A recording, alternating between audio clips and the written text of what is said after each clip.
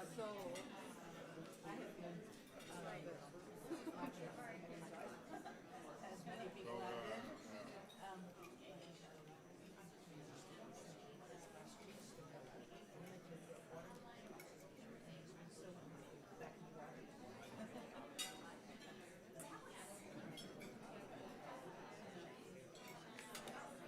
Do you ever watch from home? Do you watch this?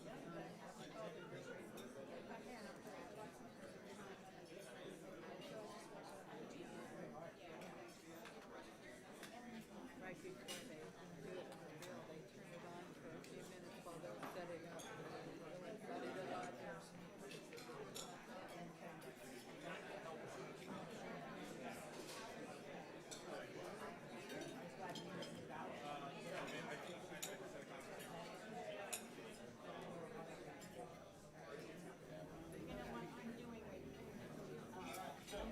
We're going to roll the intro and we'll do the 3 seconds. Okay.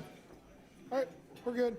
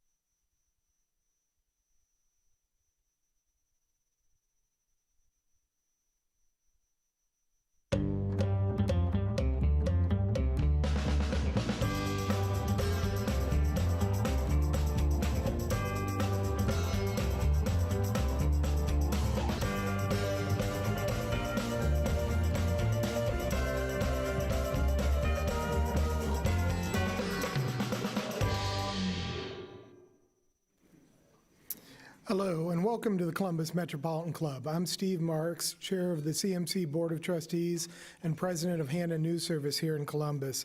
It's great to see everyone in the room today, so thank you. Let's welcome a new CMC member today, Courtney Clark of Experience Management Institute. Let's thank her. A word about membership. Membership makes it possible. We need you, the patrons and fans of CMC, to step up and support CMC. If you join or renew as an individual member or corporate member today, last day of the promos today, we'll add an additional 2 free bonus months to your membership. It's a very good deal for a very short time, so please join or renew today. You can learn more about CMC, register for events, join CMC, renew your membership, or make a donation anytime at columbusmetroclub.org. We are live streamed today thanks to our live stream partners, the Columbus Dispatch and PNC. We'd also like to thank those of you watching today who purchased a virtual seat. We are very grateful for this support and are able to continue live streaming services in large part because of you. Thank you. Today's forum is sponsored by Shoemaker, Loop, and Kendrick and American Dairy Association Mid-East. Won't you please help me thank them? And now, please welcome Michael Snyder, Managing Partner at Shoemaker, Loop, and Kendrick, to introduce our forum.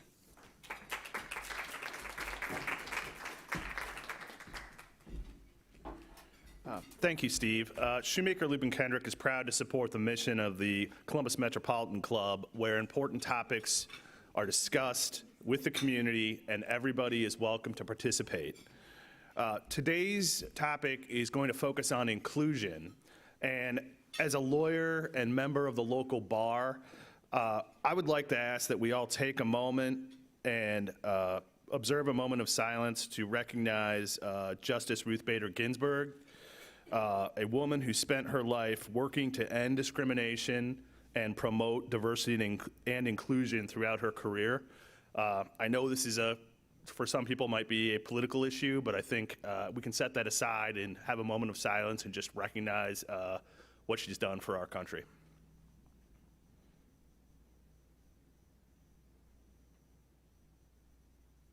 Thank you. Now on with the program. We are all prone to act on our beliefs, both conscious and unconscious. What we believe is formed by many influences: our childhood experiences, our families, our friends, neighbors, our teachers, coworkers, and our education. Our experiences are mostly homogenized. We stick within our own groups, and thus we're not exposed to diversity of opinions or views unless we make intentional efforts to seek those out and experience views from other folks. What we think we know clouds our vision and prevents us from seeing the entire picture. So if we want to see the entire picture, we have to ask ourselves, what don't we know? And that's what we're going to talk about today. So please welcome the co-authors of Intrinsic Inclusion, Rebooting Your Biased Brain, the president and CEO of V. Randolph Brown Consulting, Vincent R. Brown, and the founder and CEO of BRBS World LLC, Dr. Janet B. Reed. And a very familiar face, our host, Colleen Marshall. Thank you. Well, this is going to be quite a conversation because your book, this premise, is that we can reboot our brains. So let's start with the beginning. How did the two of you come up with this concept of taking what some consider to be intrinsic and saying, we're going to redesign your brain? Well, it started about 5 years ago. I was very blessed to be a trustee of the Ohio State University and ran into a renowned neurosurgeon, Dr. Ali Rezai.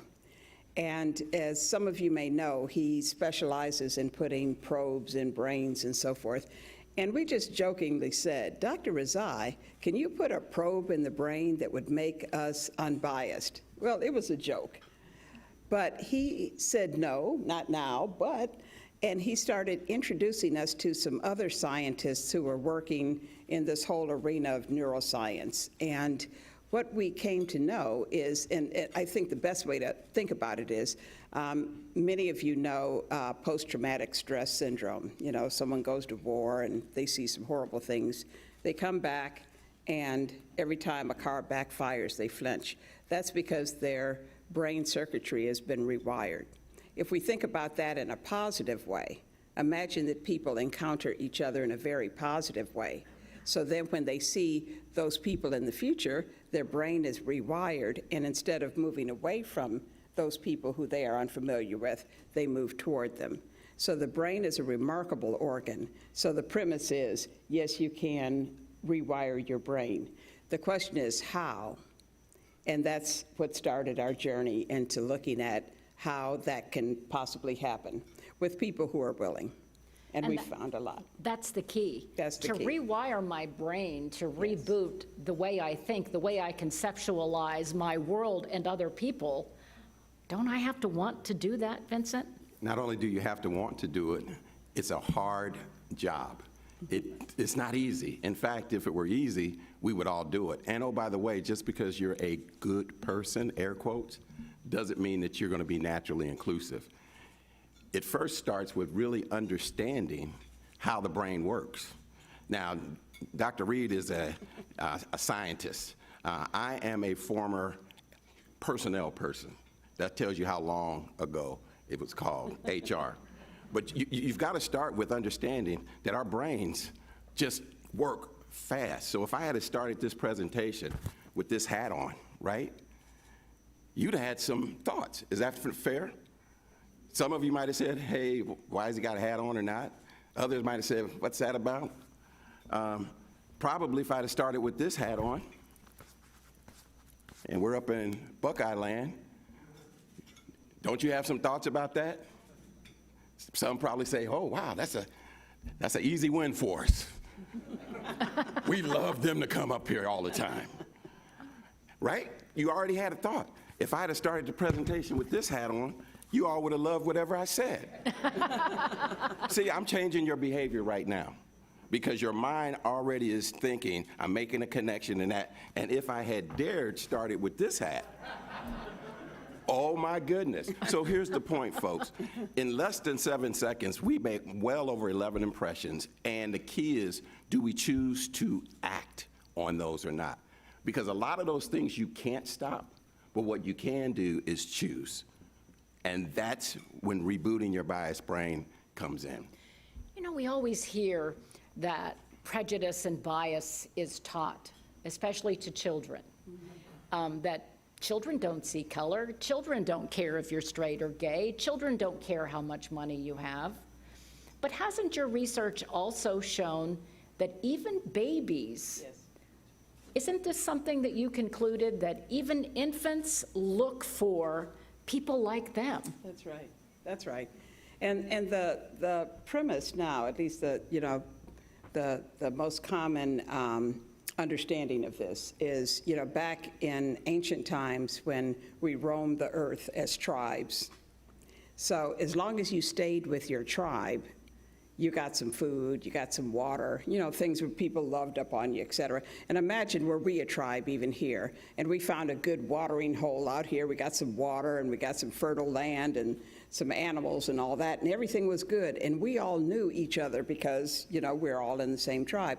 But if someone else comes over the hill, those of us who survived to be here today were acutely aware of a difference. There's some different people coming up over the hill, and the likelihood of their wanting to take our place by the river and take our animals and so forth, we had to be acutely aware of that as a possibility. So what happened is, over time, as our brains evolved, we developed, you're familiar with the fight or flight.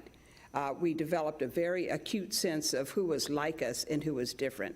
And different typically meant danger. So even as little babies, when they look up and they see their mother or their father, they see color, they smell, they smell, they know who is theirs. And that's why when other people pick the babies up, the babies may cry, right? Because they're already attuned to who their group is, or we call it in-group and out-group, who the in-group is. So this is so deep in us that there is no way to really get rid of it. There's no way to extract it. It's based in what's called the amygdala in the brain. So our premise around rebooting your biased brain is not to get rid of what already is, but to offer an alternative.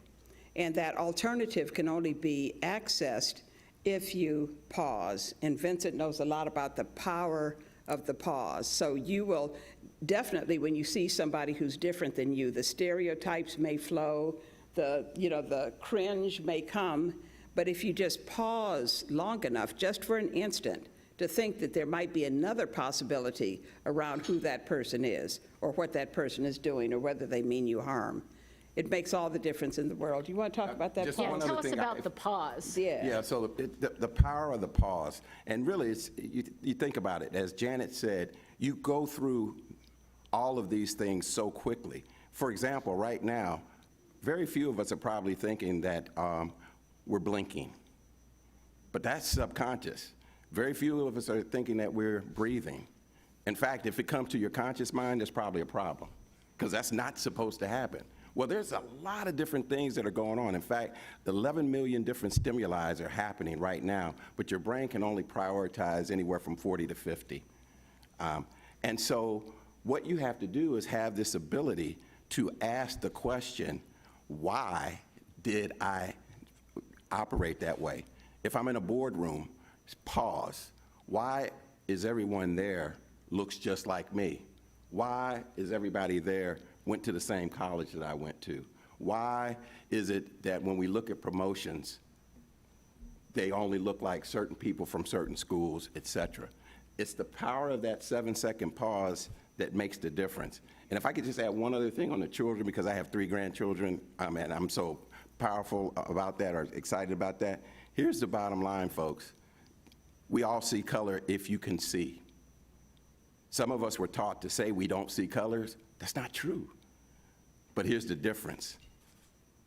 It's not until we are acculturated that we judge the color. So kids see color. They don't judge it as negative naturally. And that's the power of why it's difficult to be inclusive. And this is what Dr. Reed and I have found. It's not easy because nature, as Janet has talked about, would have us not be inclusive, because if I'm around people that I'm not normally around, guess what happens to my biology? It changes. All of a sudden, my pulse rate goes up, I perspire, I get more adrenaline. Culture makes it very difficult, how I'm socialized, and how our brains are wired. Oh, and if I didn't mention, guess where stress thrives the most?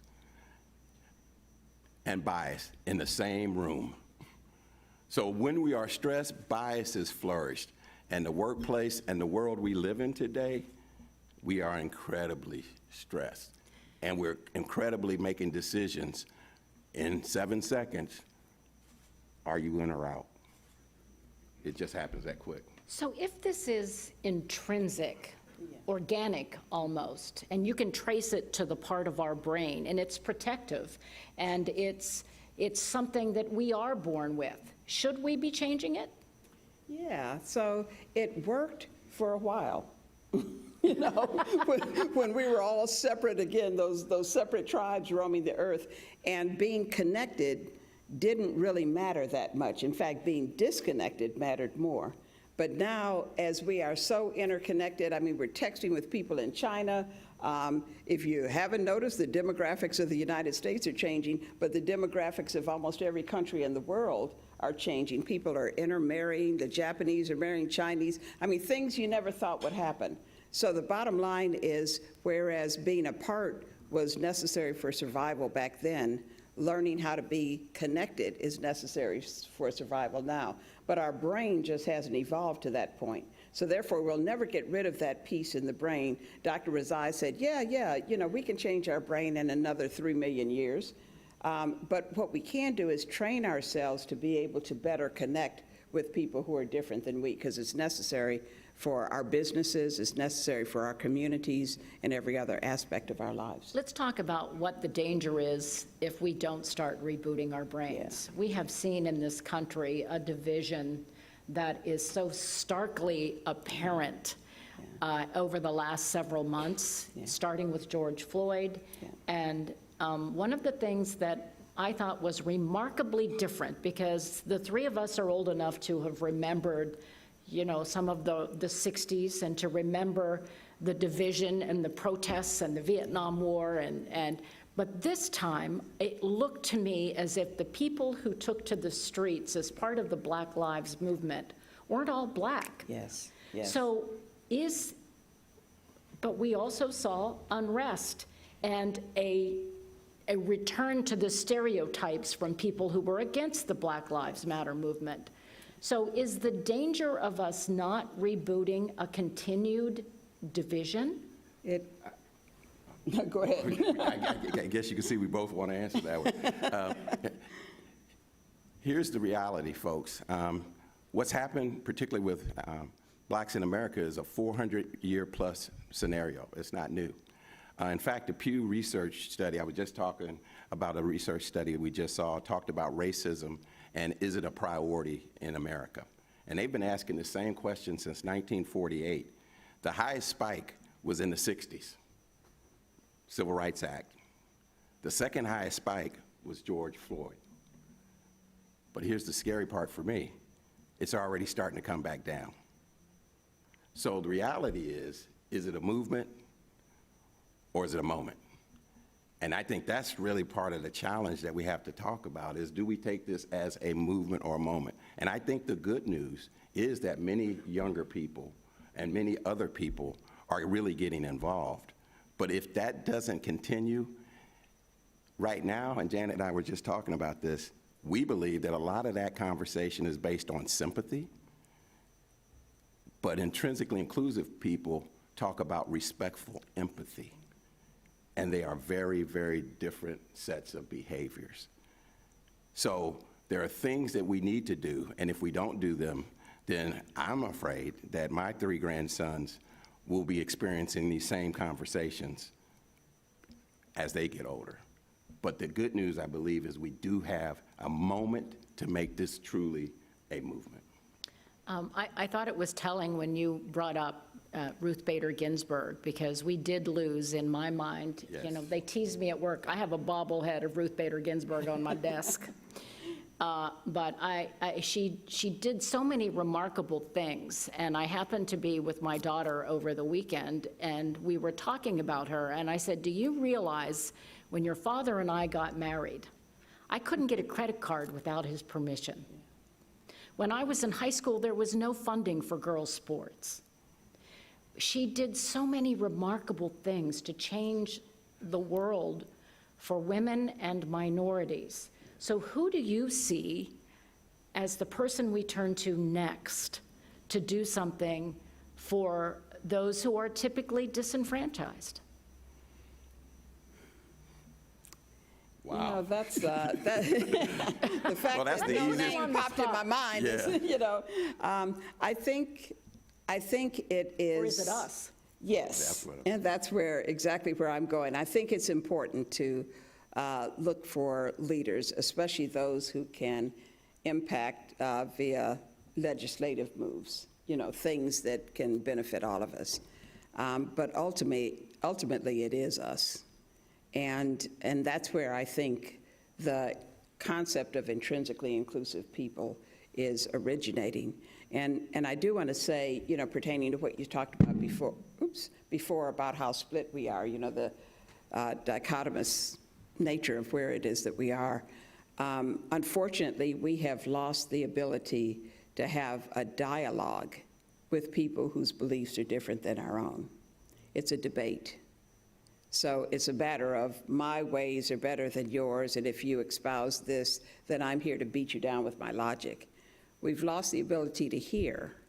You know, what we do is, you know, what we listen for is the points of weakness in someone else's argument so that we can come and again tell them how they're wrong. Those skills are necessary for business, to be able to hear other opinions, to be able to hear. Those skills are necessary for business, they're necessary for innovation, they're necessary for everything that can make our nation strong. So intrinsically inclusive people, we started this whole concept by studying those who are naturally inclusive. You know, we wanted to know what are the behaviors of people who just are this way, you know, just are naturally inclusive. And we found 5 behaviors of those types of people. And then our thought was, then how can we generate that in other kinds of people who aren't naturally inclusive? And one of the biggest behaviors that we saw in people who are naturally inclusive is that they're curious. So something like a dichotomous or a fractured nation like what we exist in right now, people who are naturally inclusive want to talk to both sides. You know, their phone has all of the apps, you know, all of the differing apps. They read it all. They look at it all. So to the extent that we, even here, you know, can begin looking at sources of data that are different than what we would agree with naturally, you know, and read all of that. So that's one. Second is they are less afraid. So with George Floyd, a lot of people have said, especially white people have said, I really want to do something. I really want to do something, but I'm afraid I might what? Say what? The wrong thing. The wrong thing. Everybody knows this, right? Intrinsically inclusive people are not afraid of saying the wrong thing because they know they can apologize and they know they can learn a lesson. So say something is better than saying nothing, right? And also these people have a tendency to do that power of the pause piece naturally. And the respectful empathy that Vincent talked about, sometimes when people see George Floyd or they have conversations like this, they wind up feeling sorry, especially for African Americans, having to live the duality that we do. You know, what you see of us sitting here, you know, looking sophisticated and, you know, PhDs and degrees and all this kind of business, but we live another life too, you know, and you can feel sorry for that. But to the extent that you feel sympathy, you're not connected. If you see that my fate and your fate are the same fate, then you get connected. And that's where intrinsically inclusive people are. The expression is, if you're coming here to help me, go away. If you're coming here because your fate and my fate are the same fate, then let's stay and make things better.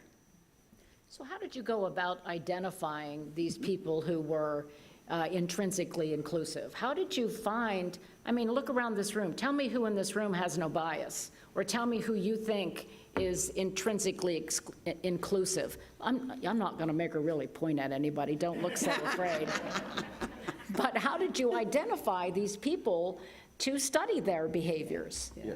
So I think it's two things. One, first is the power of intrinsically inclusive people is that they are biased. And they'll say, And they will say that They'll they're tell you. biased. That's the thing about it. They're not these special people, but there are special behaviors that they actually start to show. And so what we started to do is to identify people and to identify what were some of those common behaviors that we saw. And so what Janet shared were some of those behaviors. There were some things they also did incredibly well, and it was very subtle. And there were 4 of them. They had this ability, as Janet said earlier, and you'll hear us talk about respectful empathy over and over, but they had this ability to not say, oh, I see your story, I feel your story, but I'm walking in your shoes and now my feet are hurting. That's a different level of empathy. I had a conversation with a white gentleman the other day, and he said, well, how do I get to respectful empathy? I said, what are the names of your 3 sons? He named the names. I said, now I want you to imagine Josh just got pulled over by the police, and for 8 minutes and 47 seconds, all of a sudden, you could start to see the change. Because he wasn't talking about it theoretically. He started to personalize it. How would I feel? And that's respectful empathy. So intrinsically inclusive people have the ability to do that. They have this ability to create connected understanding. They seek information from multiple sides and communicate in ways that everyone can hear. But one of the things that they do that's incredible, and you can almost always spot them, they naturally have more diverse people in their inner circles. Nothing is more powerful than having relationships with people who are different, because that changes your paradigm on all, not just one. So if you never had a person of color who comes to your home, have one come to your home and start building that relationship, and it will also change your paradigm. We have to get beyond what we think we can see. That's very important to who people really are. And one of the things that intrinsically inclusive people do in a way that's very comforting is we call it get behind the curtain. They are able to see you for all the things you are, but they're also explorers to find out what's more than what I don't see. And so if we're doing more and more of that, and then the question is whose job is it? I think there's some major policy things that can take place, but I think organizations like this with corporations, leaders, if you can't control the whole world, please control the environment that you can control. And if we start pausing and asking those questions in the places where we control, we make a big difference. And I also would say, and this is my political statement, that now more than ever, corporations' roles are much more important than they've ever been, in my humble opinion, to create these environments that are inclusive. You know, if you look at the protests, let's just use as an example the protests that happened here in Columbus. We would talk to one side that said, these are a legitimate taking to the streets to demand equal protection of the law that the Constitution guarantees each and every American. And then there are people who were saying, this is a bunch of damn looters. Yep. So they were looking at the same event, sparked by the same events, and taking a completely different take on what it meant and why it was happening. So, as you talk about rebooting our brains, and we talked about this earlier, how do you reboot that kind of a division? yeah. So I think it begins with what you said before. People have to want to. So whatever side, you might be on with regard to how the protests manifested, then ask the other side, you think these are a bunch of looters and lunatics, et cetera. Why do you think that? Just have a civil conversation. And hopefully, the people who think that will ask you, well, why do you think this is, as some would say, the American Revolution was a mighty big riot. So why do you think what you think on that side? So you just have that kind of dialogue, but you have to want to. And that's where I'm saying I think we've lost the skill, even the desire to have a conversation on the other side. I will say that around the rioting, et cetera, as people call it, one part of being biased is to lump everything together. So, the liberals, the conservatives, putting it, and we need to nuance our thinking. So when we think about protests, some people certainly do tear up things, and some don't even, relate to what the cause is. So there's a few of those, of course. Some people, we just took a group through the National Underground Railroad Freedom Center in Cincinnati. This is a huge global Fortune 500 corporation, and we took a group of people through the African American experience, 400 years. And we asked them, how would you feel about this, were this your history? And almost 100% said, I'd be mad as HELL. And then we said, well, do you see why some glasses on buildings get smashed in and cars get burned up? Yeah, I'd have burned up the whole city. So when you experience something that's different on a deeper level, you can kind of understand. Even if you don't agree, you can understand. But those people who see property damage, and don't see those, the majority, who are peacefully protesting, then that's an issue as well. Because if you don't see them, then you're looking for something to reconfirm whatever your belief is. So these are things, again, the power of the pause. Yeah. Wherever it is that you are, stop and think about what the other side is. And we even do this. This is, we're professionals in this field, but we have to stop and think, why would it be legitimate that some people would look at protesting as rioting, out of control criminals? And we've had to think about it, and there's some logic to it. There's some logic to that. I don't agree with it, but I can see the logic to it because I've had enough dialogue with people who disagree with my opinion. And if I could just add one other point on that, because this is how culture plays into the bias. And Janet just gave you a great example of confirmation bias. If you go in with a certain objective in your brain, then you're going to probably find the data that's going to support that. It's just that simple. You go buy a new car, right? And you never saw that car, and then all of a sudden everybody bought that same car because you're confirming, right? Well, here's the bottom line, folks. What happens is in our culture, U.S. culture generally speaking, is a dichotomous logic culture, either or, up, down, right, wrong. So we automatically go and put them in different sides. That's one way of logic. That's part of our acculturation. Other cultures are more diunital. Both and can be true at the same time.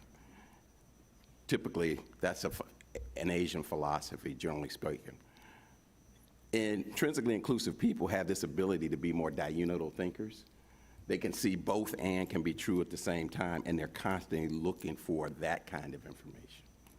Yeah, I do want to remind people that in a few minutes, we're going to allow you to come up to the microphone and ask questions. So this is our reminder period that the live stream audience is sending in questions as well. One of the things that I'm thinking as I'm listening to you, and I know you've done all this scientific research on how you can take this hardwire, something you're born with, something intrinsic, and you can change it. You can become different. Have you thought that maybe there's a danger that people will take your research and say, oh, okay, well, my son is gay, I can use conversion therapy. Right. The Vice President of the United States has advocated that. Does this not give them, a platform from scientific research and conclusions that we can take your hardwired brain and make you different? I think those who think that that might be the case need to read our book. So the bottom line is the book affirms who people really are, who they were born to be, who they are naturally. So there's nothing in becoming intrinsically inclusive, which is really understanding other people versus trying to change somebody or even change, yourself in a way. It's just, how it is that you connect with people who are different than you.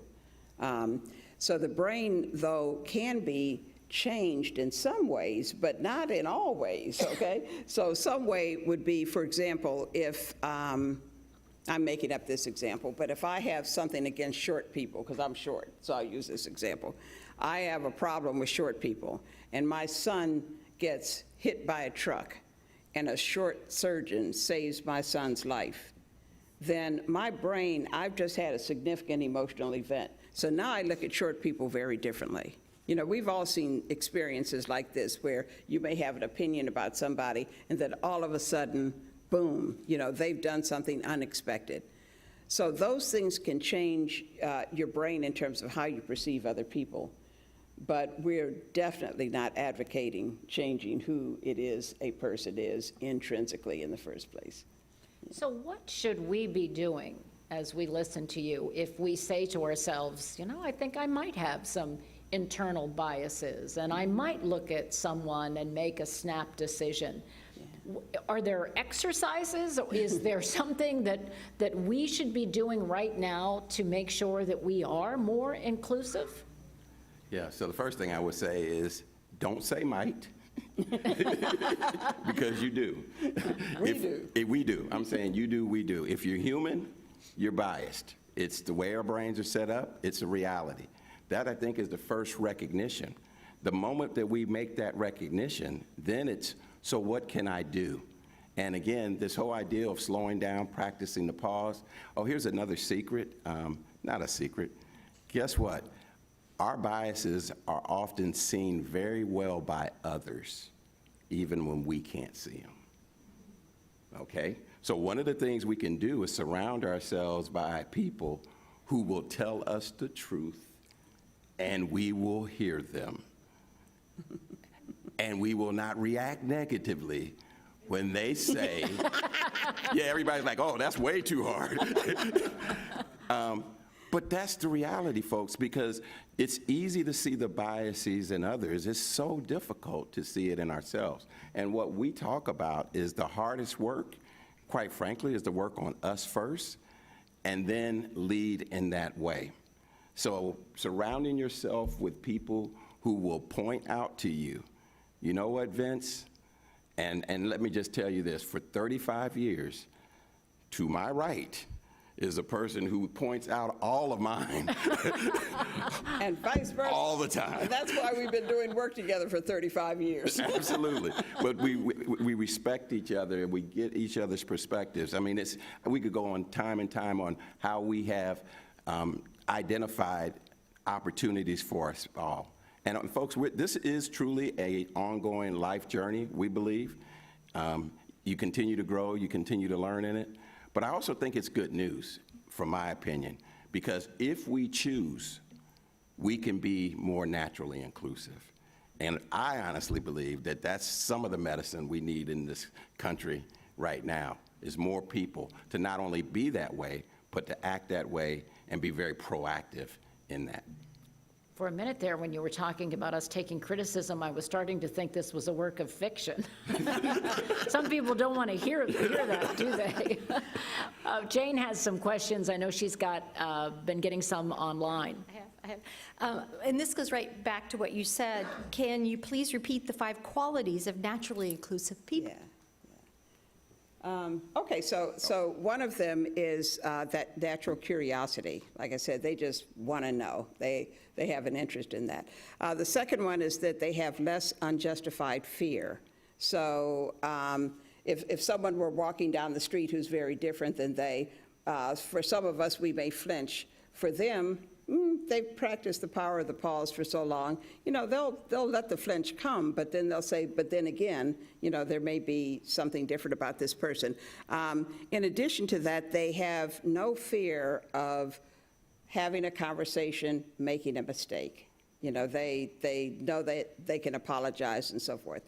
The fourth is that respectful empathy that we talked about. You know, they don't just sympathize, they empathize. The fifth one, which we haven't really talked about much, is they are huge advocates for diversity, equity, and inclusion in the workplace, in their recreational life, if they have a faith life. I mean, this is just who they are, and that's in a way how we found some of these people, because we would just ask people, you know, who's a real advocate for diversity, equity, and these names would just fall out, you know, so people know them for how they believe in diversity, equity, and inclusion. So those are the 5 different attributes. Yeah. Wonderful, thank you. Bill Lafayette asks, it seems that various factions are trying to reinforce these inherent feelings of otherness and danger. How do we combat all these messages? Well, first of all, otherness is not a bad thing. You know, we in the definition of diversity, we are all the same and we're all different. So, you know, it's good the sameness because it gives us comfort. It's good the difference because it gives us new ideas, innovation, et cetera. So the otherness in and of itself is not a bad thing at all. It's when the otherness is used to truncate the curiosity that we talked about, or to mute conversations that would be had otherwise. That's when that becomes problematic. And I would just also, it's when that otherness is considered bad. Yeah. When that otherness is considered a negative, that's when it really becomes a challenge. But we need to understand and value our otherness, our experiences. They are different in this world. And we need to be able to honestly talk about those differences and how they impact us and or not. So that is very, very important. Please introduce yourself and ask us your question. Sure. Renee Delane from Women Who Dare. And actually, I have 2 questions for you. And I'll ask you the first one first. Can each of you tell us about the other person and with the top 3 adjectives that describe them? Oh, now you're going to give me 3? So I've had the opportunity to work with Janet for some 35 plus years. She is by far the smartest person I've ever met in my life. That's recorded. Period. End of story. Oh, yeah, cut the tape. Sorry. Second thing is she's tough as nails. She's tough. She's tough. And third is she has a heart that's bigger than gold. Wow.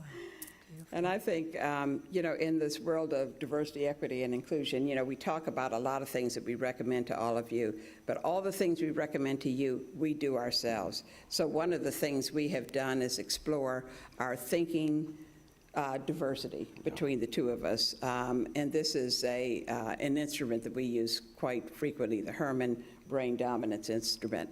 And I'm a PhD chemist, so I like numbers, I like stats, I'm very logical, I'm, you know, boom, boom, boom, boom, boom. Woo! Look at the hats, you know? When I saw his little thing of hats, I'm like, oh, man, we're going to do the hats, you know? So, you know, very creative. And I, too, am creative, but he will take more risks, you know, than I, because I'm, you know, this is how I think. I'm more logical, et cetera, in terms of safety. And I don't mean you're not logical. But I'm not. But the real deal is, and he's also got a heart that's as big as this, and he's also tough as nails. I think the deal is, anyone who's been around us know that we are night and day. We are extraordinarily different. Although when you look at us, when we travel, people are always like, 2 rooms, they think we're married and have a problem, you know, because we're in 2 rooms. And like, I wouldn't marry this guy, and he wouldn't marry me. I thought these were the things you liked. But we have respect. Did I miss the question? But this is. Are we having a whole different conversation here, folks? Is it just me? But this is the point. We have worked together for 35 years with our differences and with our similarities. And I would say, if you really base it, we probably have more differences than similarities. This is the living example of inclusion. It's not easy. In fact, we fight so much, we know each other's lines. You know, I know when I throw one out, I know what he's going to say, right? But this is the definition of sticking together versus pulling apart over differences. You probably didn't expect that long of an answer for a simple Well, question. What's your second question? I will, but I have to preface this by saying I am writing a book called Get Off Your Ask, A-S-K, and you're not going to be in it, but you should be. The question is, at what point, what was the most difficult single issue or topic that you had to work through, the two of you together, to get this book completed? Wow. We're back to arguing now. Okay, aren't we? yeah, so you really are trying to see if you can take these 35 years and make it not happen, right? Okay, Dr. Janet Reed is an absolute perfectionist. I mean, she could read 5 million pages of script and find the one comma that was out of order. So, I say that to say, she has edited, and edited the book. And so at some point she was like, okay, Vince, I've edited it again for the 337th time. And I'm like, whatever you say, Janet. Can we just get the book out there? So that is it. But I say that in jest because in reality, we want it to be as tight as possible. So, you know, for me, I probably would have got it out on the first version, first round, and everybody would have been saying, but man, they can't even spell. I mean, but I'd have been so excited about getting it out, and that's just kind of the difference. That's one of them. Clarence, would you Thank you. introduce yourself? Yes, ma'am. Thank you. I'm Clarence Mingo here with Lancaster Colony. And I'll tell you, Mr. Brown, I have a bias towards Mrs. Reed. Short people and I, we connect like right here. So I'm doing that all day. Three-part question for you. I'll be really brief. You mentioned that term duality. And I'm wondering how much you believe that is hindering the conversation around race relations. I was just reminded by my wife not too long ago that for the 2 or 3 homes we've sold in our lifetime, we have always been careful to remove the pictures and hide them because we learned early on that home is less likely to sell with our brown faces being featured in the home. Wow. But I never ever shared that with my white brethren. I mean, people that I know dearly, I'm in a suit and tie around them, we've traveled together, we've loved together and lived together, but I've never shared that. So I'm wondering if, you know, the lack of, you know, conversation around those aspects of duality, you know, have hindered the conversation. Let me give one more example of that. I live with a particular neurological disease, and I live with it publicly. But I never really disclose what my life is like at home. And so when people see me, right, I'm using a cane or a wheelchair, and it's a stunning sight. So I'm learning maybe there needs to be greater conversation about bridging that duality. I'd love to hear your thoughts about that. The second thing is, I'm wondering your perspective on how much the political times have hindered conversation this year. So if we took Mr. Biden, Mr. Trump out of it, and it was a bland 2019, if, you know, we would be making more progress on these issues. And I think I'll stop there. If I could go on the first one. First of all, thank you so much for sharing your story.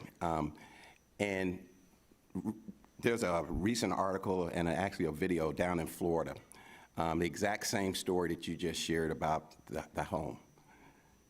Can you imagine how that feels? This is where we talk about respectful empathy, not sympathy. I want you to imagine that in order for your house to sell, that you have to take down every picture and every artifact that symbolizes who you are. You have to take down all the pictures of your loved ones. You got to make sure the art is appropriate. And folks, this happens time and time again. Have we ever met, sir? No, sir. Okay. That's when you know it's systemic. You know it's systemic when somebody I've never met, somebody you never met, has the same exact story. That's when you know it's not just a one-off. So if you were to tell your story, people might say, oh yeah, that kind of happened to me. You know, I had to clean my house up a little bit in order to, no.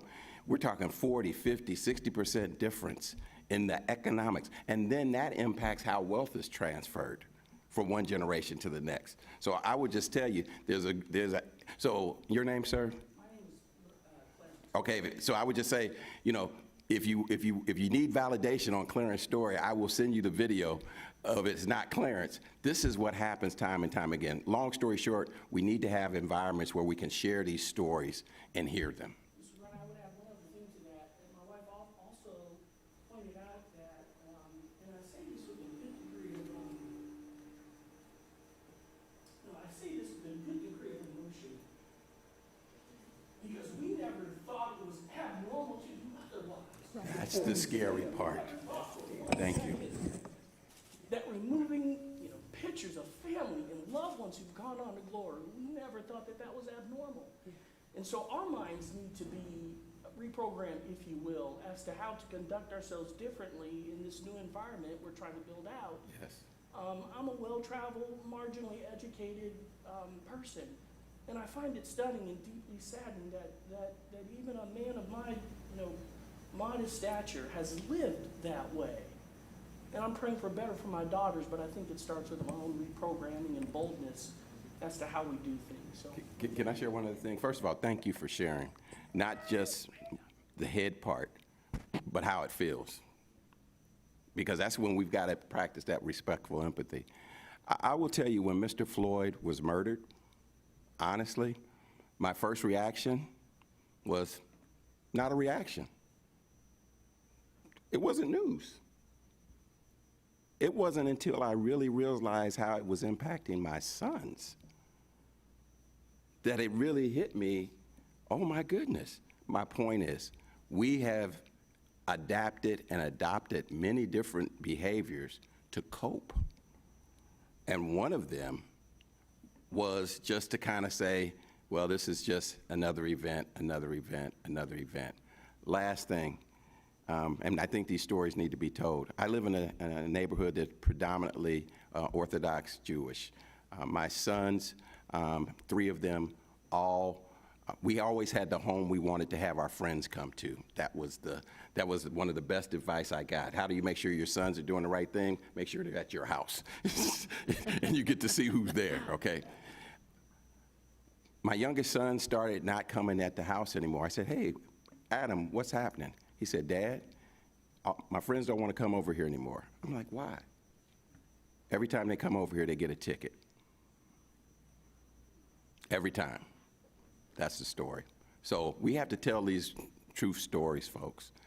And it's not about sympathy. It's a reality of the day-to-day lives that we have that are suboptimal and have a major impact on all of us. And it really impacts us all. So thank you for sharing.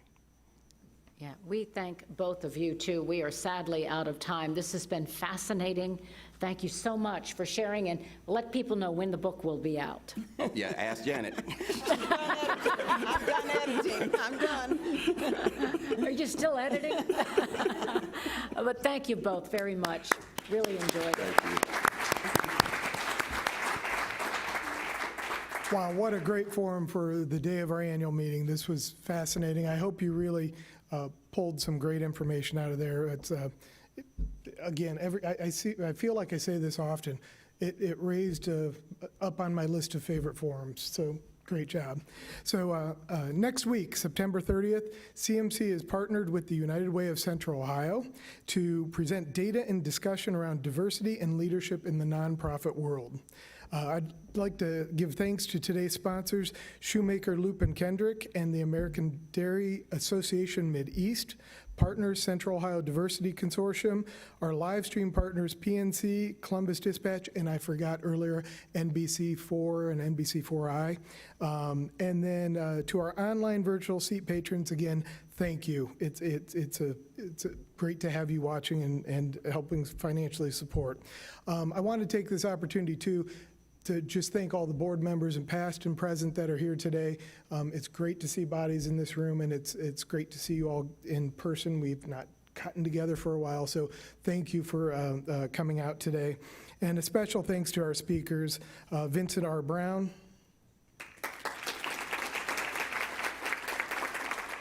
Dr. Janet B. Reed, and of course, board member Colleen Marshall. We hope to see you again soon, but until then, be well and stay safe. Thanks.